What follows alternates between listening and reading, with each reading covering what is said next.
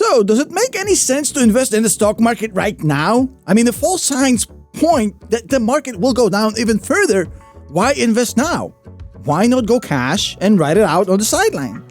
I actually have the answer, and I'm even gonna give it away right now before the video even starts. Well, the answer is, and you're not gonna believe it, Olympic gold medalist Michael Johnson. That's it. You're free to get back to performing brain surgery, saving the world, or most likely, watching naughty videos and playing Nintendo. See you after the intro.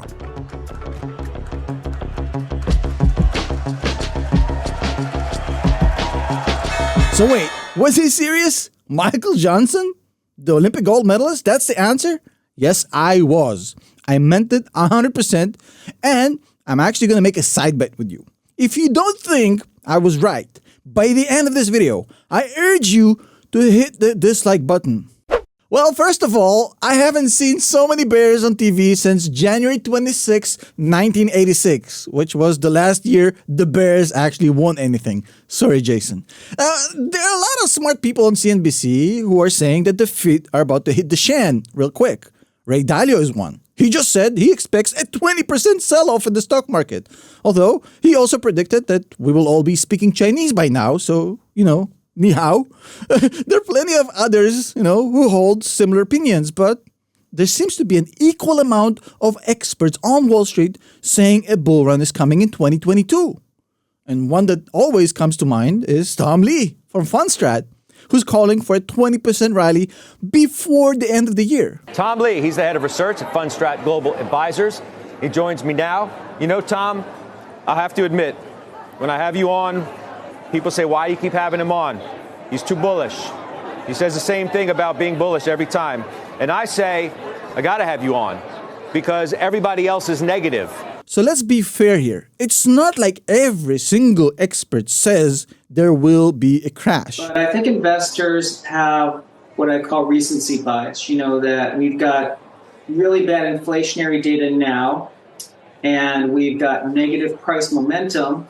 And in that combination, investors basically are negative, but they can't necessarily see how things can inflect. When we see markets convinced inflation's broken, PE is going to go up dramatically. And I think that's the mood change that's going to take place. We actually think it could happen as early as the October CPI, which is in a few weeks. So, yes, we are sticking to our constructive view. But again, I think we're trying to look past this recency bias. And the first thing we need to accept is that it doesn't matter which camp has the better arguments. The Bears or the Bulls. Sounds like a Chicago thing, right? At the end of the day, the market will do what the market does best. Some irrational crap that will make you scratch your head and say, what the hell was that? And that crazy market can remain crazy and irrational much longer than any of us can stay solvent. So making predictions about where the market is headed is a very dangerous game. And you should never, ever do that. Now, the next thing we need to do is to understand the role of TV experts. And, these guys are on TV for two reasons, and I spoke about it on a short I posted yesterday. One is to get some clout and clients, and the other, which is more commonly the one that they actually use, is to manipulate retail investors. About 2 years ago, billionaire hedge fund manager Bill Ackman told millions of people on TV to run for the hills. Ackman said, hell is coming, and claimed that the pandemic is going to kill millions of people and devastate global economies. Hell is coming, okay?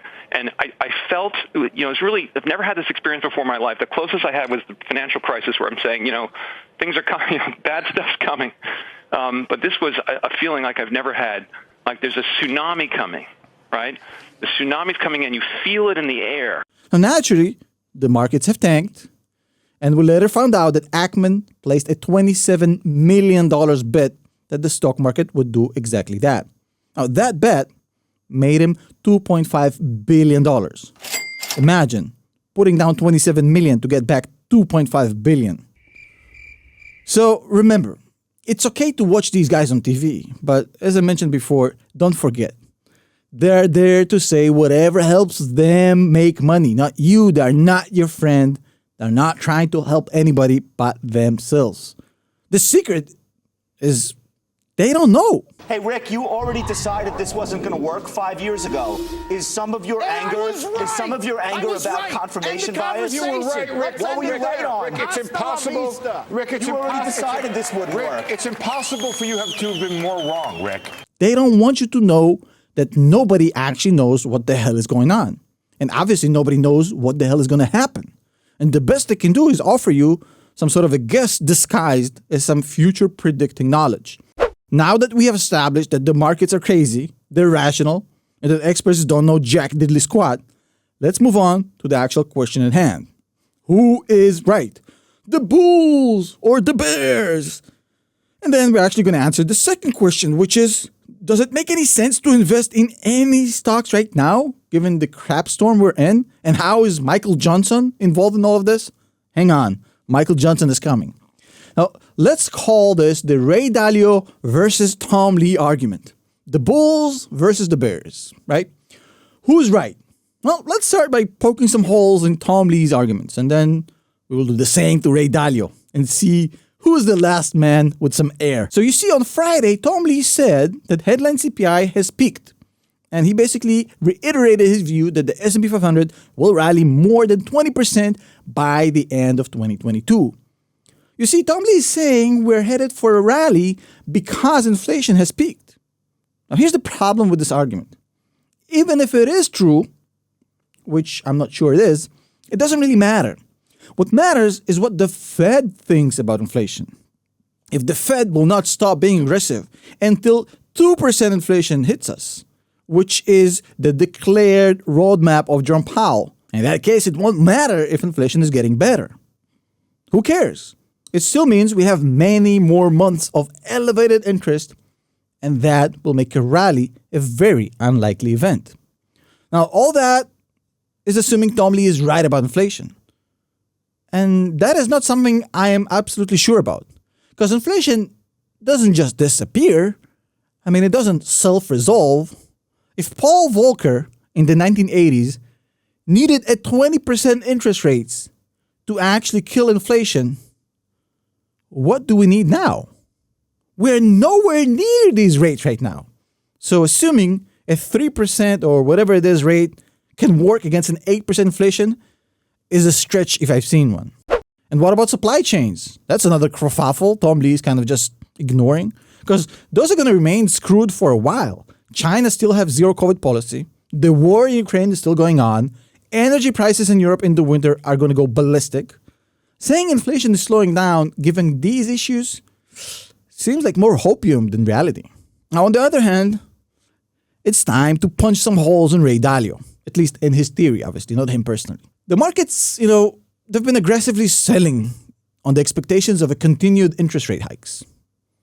Also, elevated inflation. Also, China lockdowns. Also, Russia-Ukraine situation.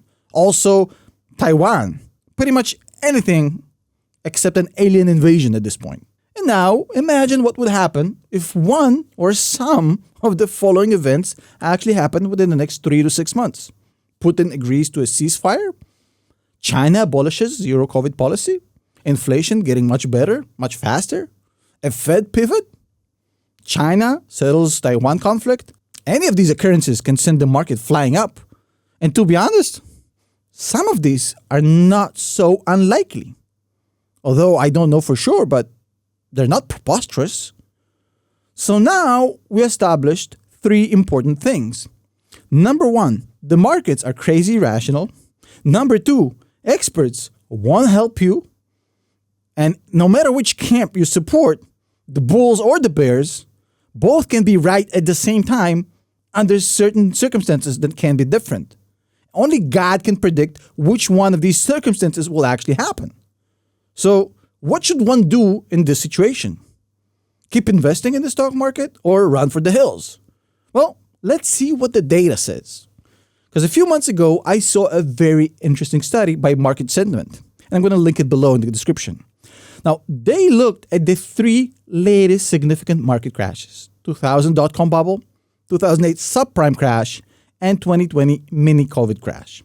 And they used the S&P 500 as the benchmark, which means the markets went down by 55% in 2000, 48% in 2008, and just 34% in 2020. And they actually compared 3 types of investors: cautious, average, and daring.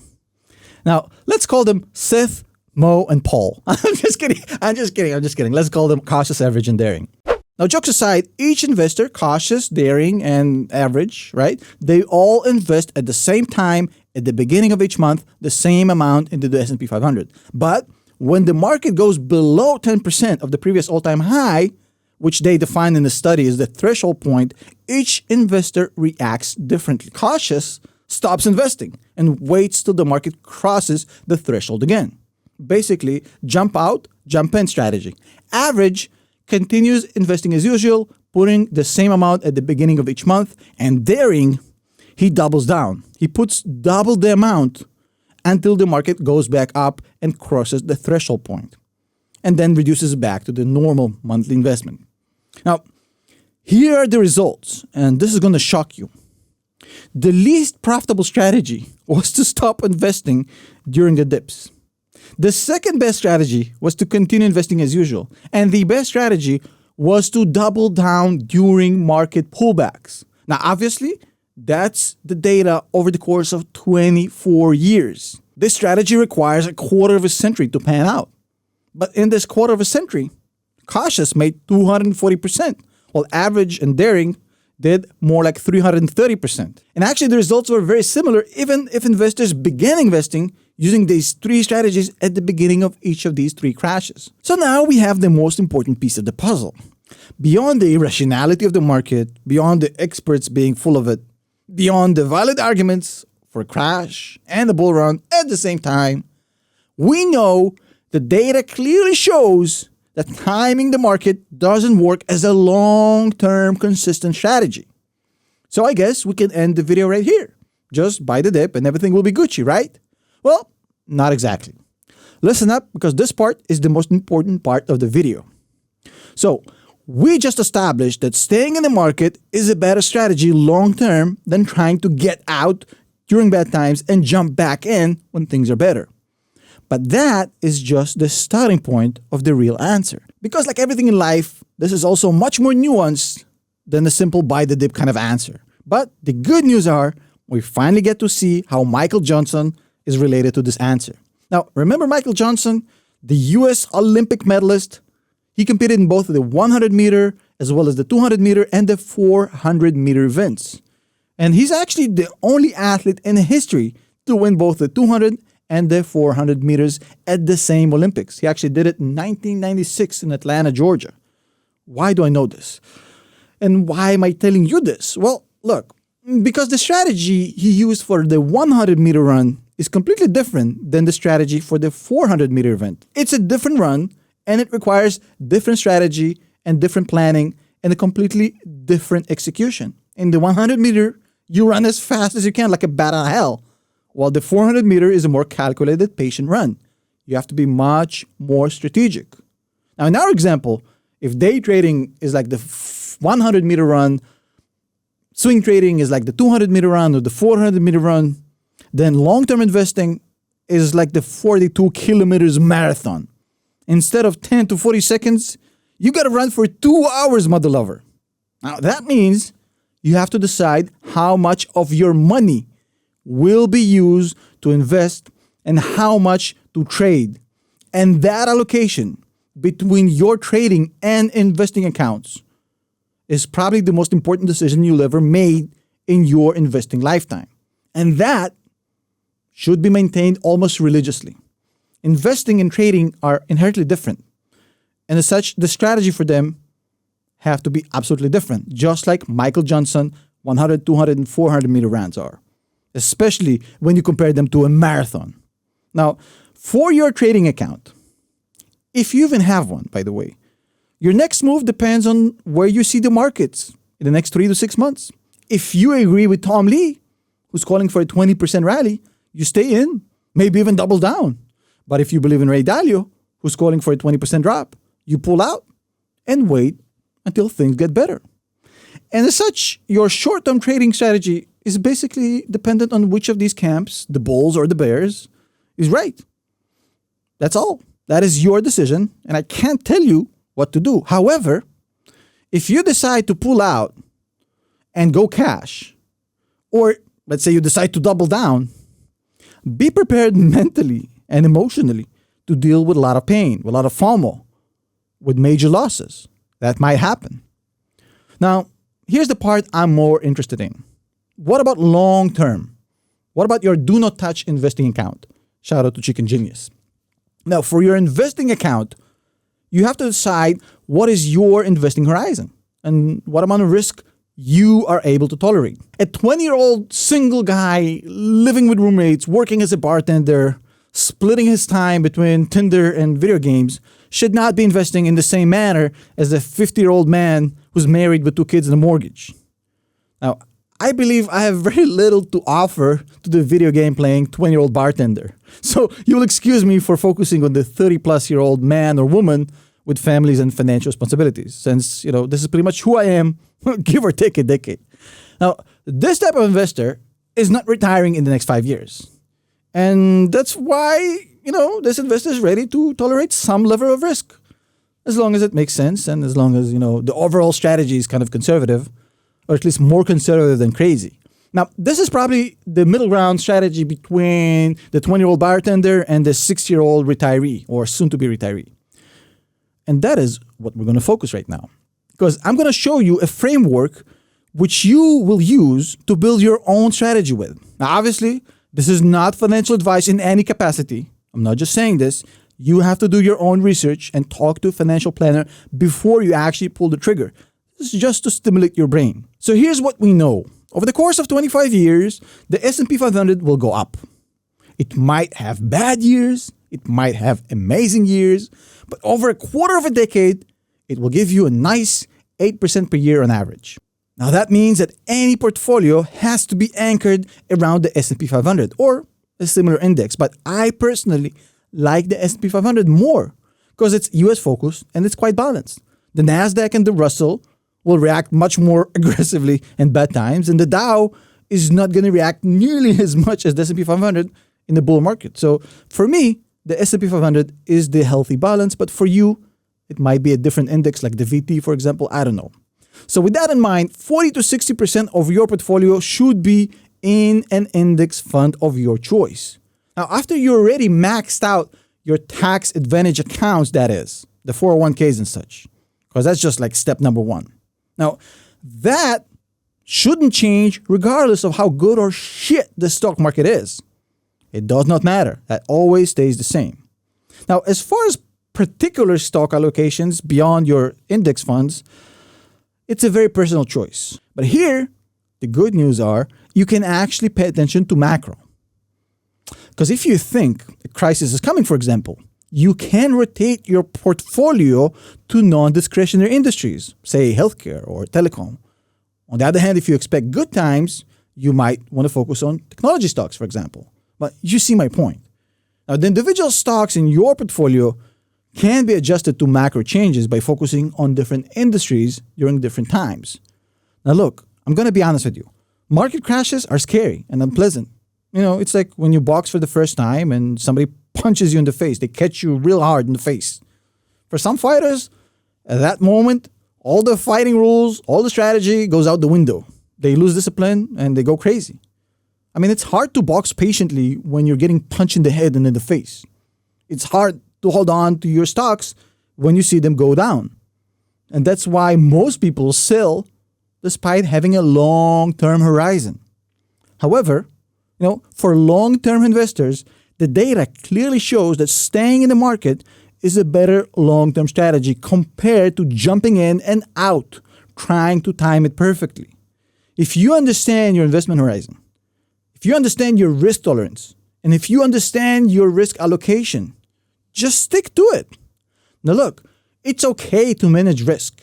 And if you personally are convinced that 2022 or 2023 will be the next big market crash, or maybe the biggest of them all, you can go cash. Sure, ride out the storm, but in that case, you have to accept 2 unpleasant truths. Number 1, you will never ever be able to perfectly time the point of re-entry. And that's going to cost you heavily. So accept that as the price for that choice. It is the way it is. Number two, this should never, ever, ever, ever become a thing when you do it every year or two. This strategy is reserved for like once in a decade cataclysmic avalanche, not for trying to improve your dollar cost average every other year. Careful. I mean, don't make a habit out of it. Now, having said that, look, for 95% of long-term investors, the goal is to build wealth through long-term investing, not trading. So there's not much reason to get in and out of the market. Staying invested for a quarter of a century, relying on the power of DCA, dollar cost averaging, may not win you the 100 or 400 meter race like Michael Johnson, but it sure can help you win that 42-kilometer marathon. Even Michael Johnson knows that.